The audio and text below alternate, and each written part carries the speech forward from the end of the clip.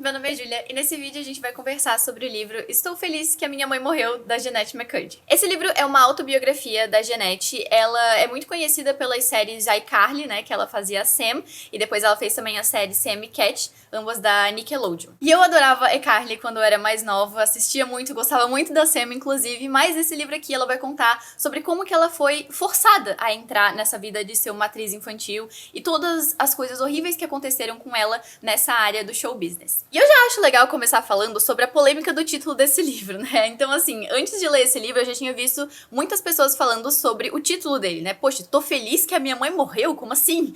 Que coisa horrível de se falar. E, sinceramente, antes de começar a ler esse livro, eu também pensava isso. Eu ficava pensando, acho que ela deve ter colocado esse título aí só por marketing. Não deve ter sido tão ruim assim.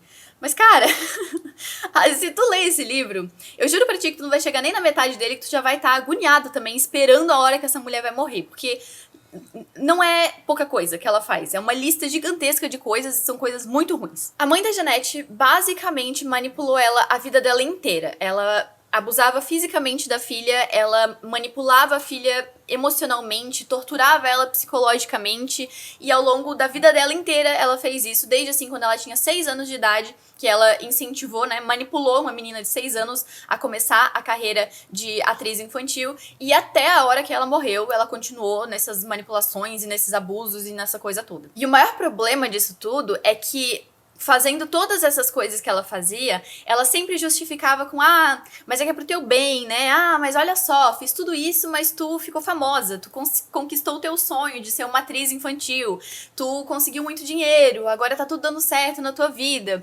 E parece muito aquela frase, né? Os fins justificam os meios. E nesse caso, a mãe dela usava muito essa argumentação. Ela não fala isso necessariamente ao longo do livro, mas é isso que ela queria fazer, né? Queria trazer tudo do bom e do melhor pra filha, né? Dar uma vida boa pra filha dela, só que ela não perguntou em momento algum o que a filha dela considerava como uma vida boa. Então, desde o começo do livro, a Jennette já fala sobre como nunca foi o sonho dela ser atriz, ela nunca tinha isso. Esse era o sonho da mãe dela, na verdade, porque a mãe dela queria ser atriz desde pequenininha, só que os pais da mãe dela, né, no caso os avós da Jennette, não apoiavam isso, não incentivavam a filha a seguir essa carreira. E daí, quando a mãe dela tem a Jennette, ela decide, vou incentivar a minha filha pra seguir isso. Olha que mãe boa que eu sou, né? Nossa, minha filha vai conseguir seguir um sonho que na verdade não é nem dela, que é um sonho que eu tenho. Tanto que quando a Jennette finalmente consegue o papel de iCarly, que é o primeiro papel de protagonista que ela consegue, porque antes ela fazia só assim figurante, né, umas coisinhas pequenininhas, quando ela consegue esse papel, ela fala que finalmente realizou o sonho da mãe dela. Foco em mãe dela, não dela. E aí ela vai contando como desde os 6 anos de idade dela, ela tinha muito essa pressão de ir fazer os testes, né, as audições pra conseguir papéis, e como era horrível receber não e a pressão disso tudo, não necessariamente porque a Jennette se sentia mal, mas porque a mãe dela se sentiria mal e a mãe dela colocaria pressão, e a família dela sempre foi muito pobre, então tinha também essa pressão de conseguir trazer dinheiro pra dentro de casa, pra sustentar a tua família. E eu fico pensando que, cara, adultos já têm muita dificuldade de lidar com essa pressão de tu ter que trazer dinheiro pra tua casa. Imagina uma criança, velho, meu Deus! E daí a mãe da Jennette manipulou a filha a vida inteira pra conseguir o que a mãe queria, na verdade, né? E ela sempre usava muito do gaslighting pra fazer todas essas coisas, né? Que nem eu falei, sempre usando muito aquele argumento de que não, isso é o melhor pra ti, eu tô te incentivando, nananã, essas coisas assim. E por causa das argumentações da mãe da Jennette, a Jennette fazia coisas que ela odiava. Por exemplo, deixar que a mãe desse banho nela. A mãe da Jennette dava banho nessa menina até ela ter, tipo, 16, 17 anos. Pra quê? Eu não sei. A Jennette também desistiu do sonho que ela realmente tinha, que era de ser escritora. Porque tem uma época que ela começa a escrever, acho que é uma peça de teatro, e a mãe fala, tipo assim, mas tu prefere muito mais atuar, né? Tu não gosta tanto assim de escrever, né? Porque atuar é o teu sonho de verdade. E a Jennette conta que ela pensou que, cara, não, na verdade ela prefere escrever, porque escrever ela tá ali, tipo, ela sozinha com o papel e atuar é na frente de um monte de gente, tem essa pressão toda, mas que ela não tinha coração pra falar isso pra mãe, sabe? Como é que eu vou falar pra minha mãe que eu não vou querer seguir o sonho da minha mãe, que ela me incentivou a vida inteira, não sei o quê. Cara, meu Deus, cara, é um abuso psicológico muito pesado nesse livro. E aí tem a cereja no bolo, né, que é a mãe da Jennette ter incentivado ela a desenvolver um transtorno alimentar. Porque conforme a Jennette foi crescendo, ela deixou de ser criança, né? Então ela começava a ter um porte físico de uma adolescente e daí ela conseguia menos papéis infantis.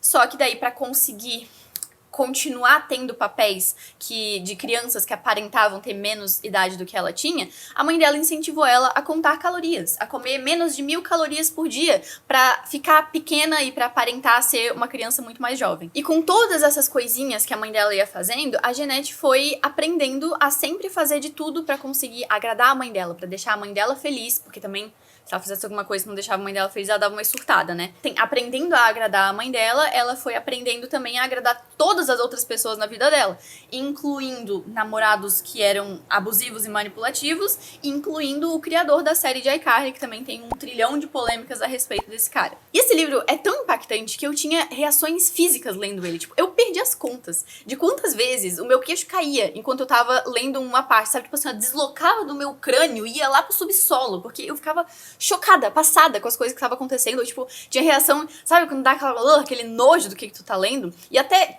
nossa, tem uma cena, quem lê o livro vai saber, uma cena lá pro final do livro, quando ela vai contar sobre o pai dela pra um namorado. E aí o namorado fala uma outra coisa lá que, velho, assim, ó, pensa na coisa mais absurda do mundo que esse cara podia falar. Ele fala isso num momento que ela tá super vulnerável e eu simplesmente comecei a gargalhar porque eu tava tipo, cara, não é possível que isso tá acontecendo. É uma coleção de coisas, é uma bola de neve, sabe? É uma coisa atrás da outra. Tu mal se recuperou de descobrir que a mãe dela ensinou ela a ter um transtorno alimentar e já acontece outro negócio e outra coisa horrível vai acontecendo e vai assim, ó. Chega um momento no livro que tu já tá tipo, velho, não tem mais o que ela vai falar que vai me chocar. E daí passa 5 páginas e ela fala outro negócio extremamente chocante e tu fica, meu Deus, essa menina, sabe? Como assim? Que nem eu falei lá no começo do vídeo, quando eu era mais nova, eu era muito fã de iCarly, a Sam era a minha personagem favorita dessa série, e uma parte que eu achei muito importante ela trazer nesse livro foi justamente essa coisa de que ela tinha uma vida muito boa, ela era uma atriz famosa, as pessoas amavam ela, mas ela detestava a fama dela. Ela não saía de casa, a vida dela era praticamente só trabalho, ela não fazia mais nada, ela morria de medo de ver fãs, porque tinham fãs loucos, ela não sabia como reagir, o que fazer com essas pessoas. Ela odiava os comentários que eles faziam, porque assim, todo mundo comentava a respeito do corpo dela, né, tanto fãs quanto produtores da série, tal. E ela comenta que ela sabe que muitas pessoas queriam ter a vida dela e ela é muito grata por tudo que ela conseguiu por causa da fama dela. Mas, apesar de tudo isso, tem muita coisa que ela odiava e, tipo assim, sabe aquela coisa de, cara, pensa 2 vezes antes de desejar ter a vida de outra pessoa, porque tu não sabe bem como é que são as coisas por trás das câmeras. E depois de passar 300 páginas lendo sobre os traumas que ela passou e sobre todas as desgraças da vida dela, chega um ponto em que finalmente as coisas param, né? Não vou dizer param, porque as coisas não acabam exatamente, mas tudo começa a dar uma melhorada. Quando a mãe dela morre, quando ela para de fazer as séries que ela estava fazendo, quando ela para de atuar de fato, né? E quando ela finalmente começa a terapia para conseguir resolver essas questões de transtorno alimentar que ela desenvolveu ao longo da vida. E é óbvio que nada disso foi fácil, principalmente porque as pessoas na vida dela, né, a família dela principalmente, incentivava isso. Tipo, a mãe dela incentivava a filha a ter um transtorno alimentar. Os avós dela incentivavam ela a continuar atuando, sendo que ela odiava todas essas coisas. Então, tipo, lidar com isso já seria difícil numa situação normal. Imagina com as pessoas falando que não, tu tem que continuar fazendo essas coisas que literalmente sugam a tua alma e te destroem por dentro. Tanto que quando tu chega no final do livro, tu dá até um certo alívio, porque mesmo que ela não esteja 100% curada, e não acredito que tenha como, sabe? Esse é o tipo de problema na vida dela, que não tem como tu resolver 100% e, sabe, joga tudo ali pra debaixo do tapete, ignora, esquece. Não tem como, tu tem que aprender a lidar com essas coisas e conforme tu vai aprendendo, isso vai ficando um pouco mais fácil, um pouco menos horrível e angustiante na tua vida, mas isso nunca vai embora 100%, até porque o tipo de coisa que ela vivenciou não tem como esquecer e ignorar 100%. Mas ainda assim, essa parte final do livro dá essa sensação, essa motivação, sabe? De, cara, tem como, tem formas de que tu talvez não resolva esse problema e elimine ele da tua vida, mas tu consegue viver de uma forma um pouco mais saudável, um pouco mais tranquila e menos desesperadora. Eu admiro muito a coragem que ela teve de contar a história dela, porque, sabe, assim, São tantas coisas horríveis que ela teve que vivenciar e que ela vai contando ao longo do livro, e que muitas pessoas teriam vergonha, sabe? Quando tu sente que a culpa disso tudo ter acontecido é tua, e daí tu sente uma vergonha de contar sobre essas coisas, porque parece que tu é uma pessoa suja por ter tido um transtorno alimentar, parece que tu é uma pessoa menos importante por ter sido abusada emocionalmente pela tua mãe, e ter sido manipulada por produtores de série, todas essas coisas, mas assim, ela trazer tudo isso à tona e mostrar que a realidade por trás de uma estrela de cinema, de uma estrela de série infantil, não é aquela coisa glamourizada, cheio de glamour, né, que a gente imagina. É um negócio um pouco traumatizante, muito traumatizante no caso dela.